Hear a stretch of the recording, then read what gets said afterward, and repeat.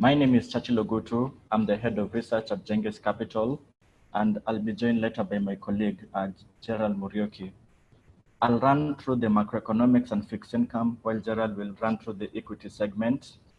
And throughout the session, you are free to put in any questions, Q&A with the function, which will be able to comprehensively cover throughout the session. Let me take it off from here with the macro segment.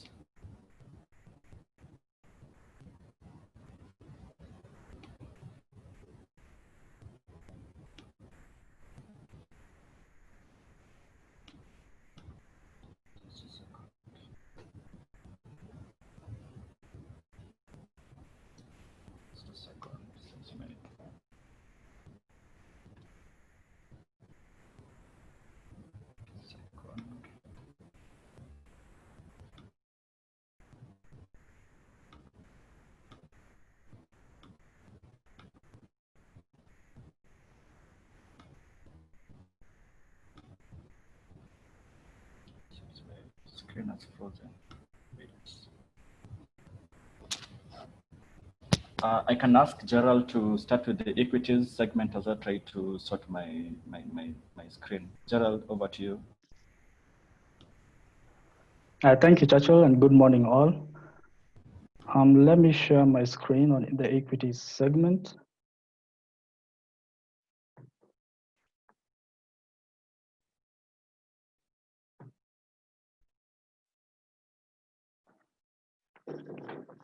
So in the equity space, I'll start off with the weekly recap. Then I'll then show where we are currently trading at in terms of market multiples. And then I'll go to the section about our recommendations this week. So in terms of market performance last week, it was quite some bearish sentiment we have observed over the last couple of weeks. NASI was down 0.9% and SE20 was down 0.8%. Turnover also came down 43%. Then we also see foreigners continue to exit our market for quite a while. I think for the most part of this year, they have been exiting our market. But nonetheless, we have seen that the foreign outflows have subsided from what we had previously. I think in second quarter, we had outflows. We could see outflows of between 500 million and 1 billion every week. But now we are talking about net outflows of about 120 million every week. So in terms of where we are trading at versus our African peers, market PE is about 8 times. I think the historical average is about 13 times. But when you compare our market and Nigerian market, for example, quite attractive multiples. Mauritius also at a PE of 50 times, Botswana at about 9.5 times, Egypt at about 11 times. So this indicates that our market is quite oversold. And I think when foreign flows start looking favorably at the emerging and frontier markets generally, then Kenya will be one of the key markets. They'll be keen to bring their flows. In terms of our trading ideas this week, generally for the market, we are biased to strong stocks with strong fundamentals. That despite the pandemic and the impact of the pandemic on the financial performance, there still be outperformance in the post-pandemic era. So for this week, we are keen to recommend the new gold ETF for defensive investors. I think recently I've seen gold hit an all-time high of about 2075 USD. And this is basically given the uncertainty that the global economy is currently facing. So a lot of investors are looking at where they can park their cash as they try to ride out the current pandemic and the global economic weakness. So another key stock we are recommending to income investors is Williamson T. I think the dividend yield is about 14% at current market price. This is much, much higher compared to even risk-free securities. I think they are now 11, 12%. So they'll be closing their books 18th, basically this month, this week, and it's one of the key stock that income investor can consider. Churchill could take up from there. Thank you, Gerald. So let me share my screen.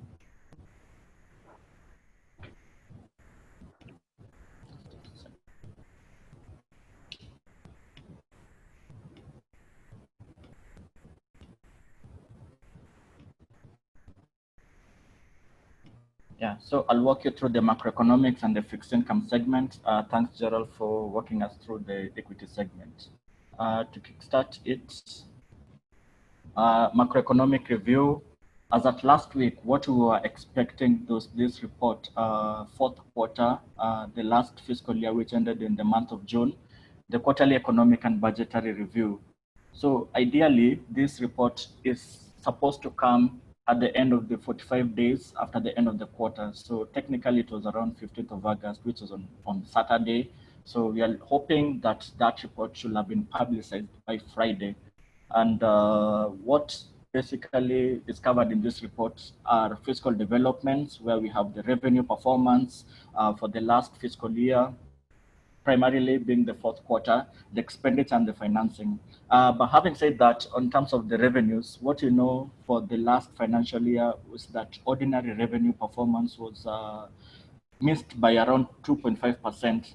In absolute terms, that was 40 billion shillings missed in ordinary revenue collection. We know that the fourth quarter for the last financial year, which is the second quarter in the calendar year, was quite rough with COVID-19 fallout. And just looking at the numbers in terms of the revenue collections, on a year-on-year basis, we were down 21% to around 334 billion shillings collection that was collected in the second quarter.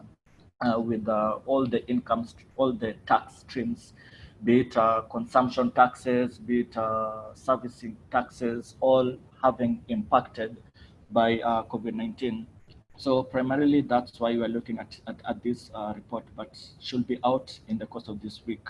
Also, the other issue to be covered in that report is public debt. As at the month of June, from the CBK weekly newsletter, public debt was around 6.69 trillion shillings. That's quite elevated from 5.8 as at the end of June 2019. So you're seeing that over the course of the last financial year, Kenya borrowed to the tune of 885 billion in accumulated new debt over the last 12 months. So that is also something that will come out from this report that you're expecting to be released.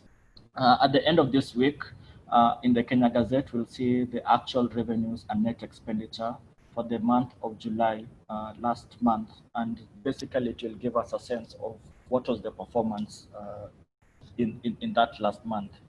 And it will be indicative of what will happen even in the month of August and also September moving forward.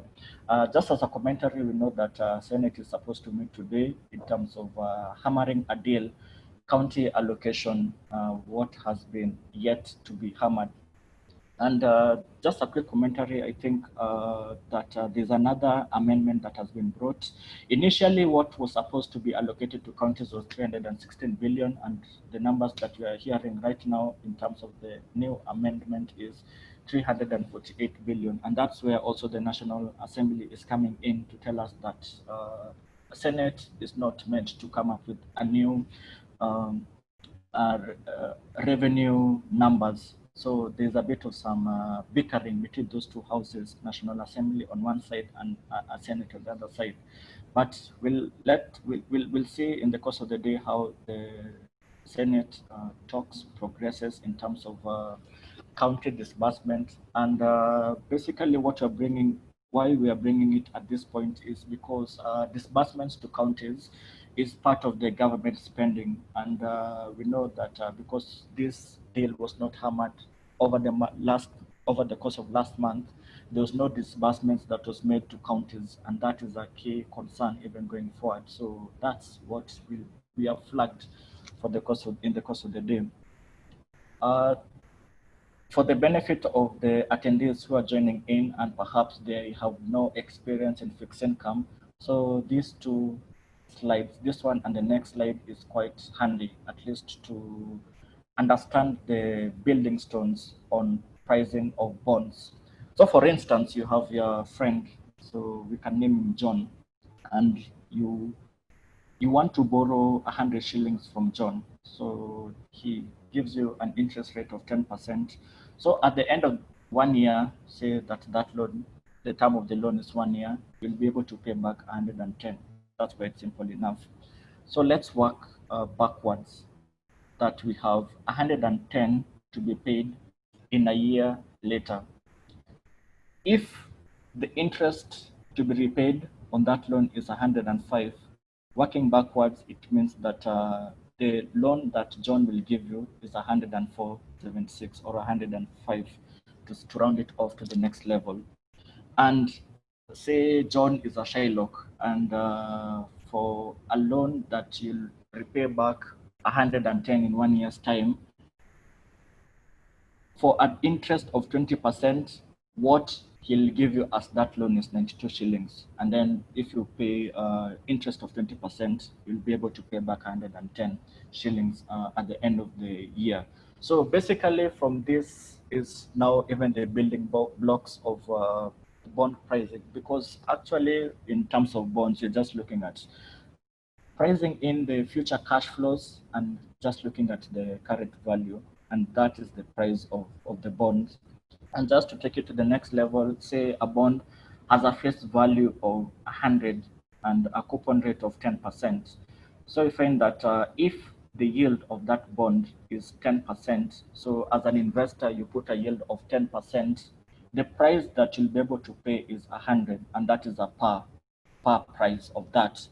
If you have an indicative yield of 5%, the price you'll pay for a face value of 100 will be 104.76. So technically you'll be paying a premium to the face value.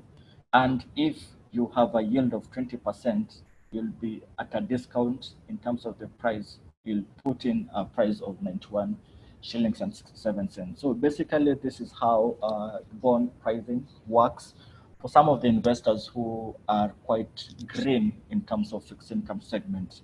And what basically dictates even the yield movements, this is the topic of the next slide, which will look at even the review of the fixed income last week and also what happened last week primarily and what will be the basis even going forward. Secondary market in the course of last week, it was 14.2 billion. So from the previous slides that I've showed, that is the pricing in the primary market and also at the secondary market. So over the course of last week, 14.2 billion shillings was traded in the secondary market. Primarily, 5-year bonds were the heavily traded bonds. And basically right now, because of COVID-19, because of the uncertainty, people tend to invest in the shorter term papers, be it 5-year, 2-year, 4-year, 5-year, 2-year, if they're on offer, and also the T-bill segment, rather than going to invest in a longer term paper. So that's also the mechanism that happened, and also based on the macroeconomic factors that is available at that point.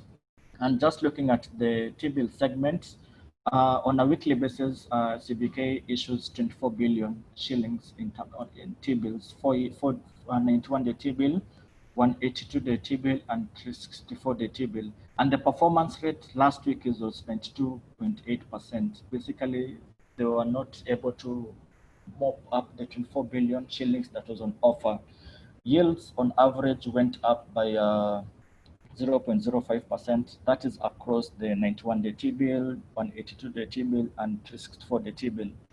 And basically, all this is pointing towards perhaps this liquidity, because if there's so much liquidity, or people or investors have so much cash, they tend now to get into the fixed income segment, or even banks which predominantly invest in fixed income, be it T-bonds and T-bills, if they are liquid at any given point, most of that now translates into the fixed income segment. And perhaps with that performance rate of 92.8%, it's trying to point towards a subdued liquidity or a normalized liquidity, just looking at where we were at the month of July, whereby this performance rate at some point, it was 3 times what was being offered by CBK. And just looking at some of the other indicators in tandem, which could even point towards the liquidity trends, just looking at the interbank market. So on a daily basis, banks borrow from each other, and based on the needs that they are having, it also tends to even have an impact on the volumes that will be traded in the interbank market and ultimately even the average rate. So last week we saw that average rate in the interbank market was around 1.95%. That was slightly lower by 0.54% compared to the prior week's levels. And the volumes that was traded in the interbank market, that was 61.4 billion. And another aspect that we are looking at, just to give us some sense of the liquidity trends at any given point, is the open market operations, what I've put there as OMO. And last week, we saw that CBK came in to mop up the excess liquidity. So basically, if there's excess liquidity in the banking system, CBK comes to mop up that excess liquidity. And what we saw principally in the month of July, because we all know that in the current environment, banks are not lending robustly as it was. So I find that banks have been having some high liquidity, and particularly in the month of July. But you're seeing that kind of liquidity has somehow normalized. In terms of the volumes that was borrowed last week, it was 40 billion. But compared to 2 weeks ago, whereby CBK came up to borrow, to mop up around 100 billion shillings, that's quite a slight decline in terms of the volume that was borrowed over the course of last week. And I think on Tuesday's session, CBK did not even come to borrow, to mop up the excess liquidity in terms of the open market operations. The average rate there is at 3.2%, which is a decline by around 1.3% on a week-on-week basis. So those tend to tell us that perhaps liquidity is somehow starting to thin from prior months levels. And because of the high liquidity that we saw in particularly the month of July, right now the net domestic borrowing is at 159 billion thereabout. The target for the current financial year, which started in July and is ending next June, is around 493 billion. So because of the liquidity trends, T-bills, they're able to borrow. There was a tax sale that was issued 2 weeks ago, 40 billion. That one was able to be fully, it was a success. And right now we are looking at another infrastructure bond issuance of 70 billion, which I'll speak shortly about it. Right now, net domestic borrowing, it's quite ahead of the curve.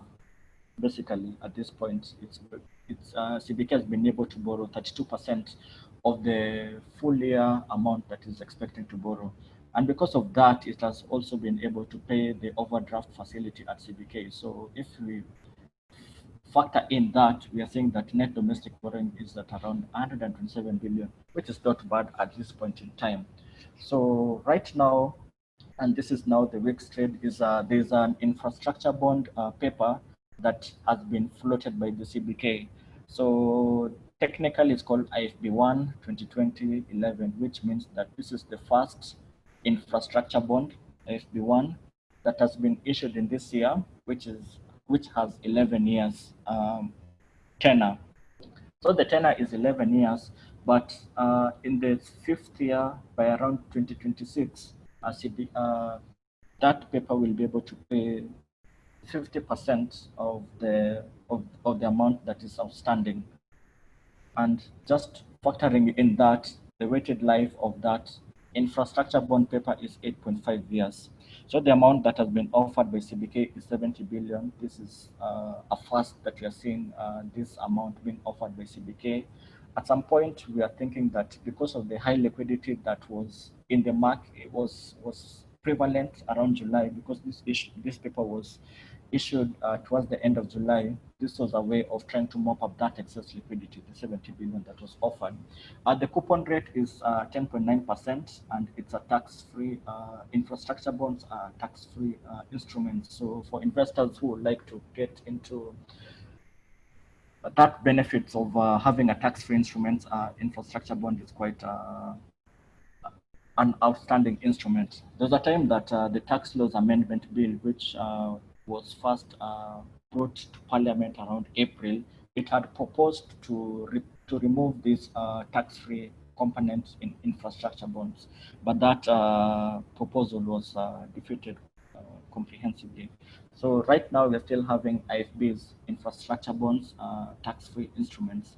Our recommended bid range is around 11.15% to 11.3%. So basically we are seeing it at a discounted price to comparing to the coupon rate of 10.9%.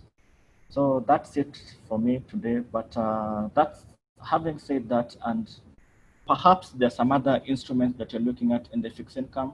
Right now, we are quite positive, particularly at the shorter term papers. That's basically papers which are maturing, say, in 2025 and before that, rather than 2025 and beyond. So we are more constructive, if I may put it that way, on the shorter term end of the fixed income segment.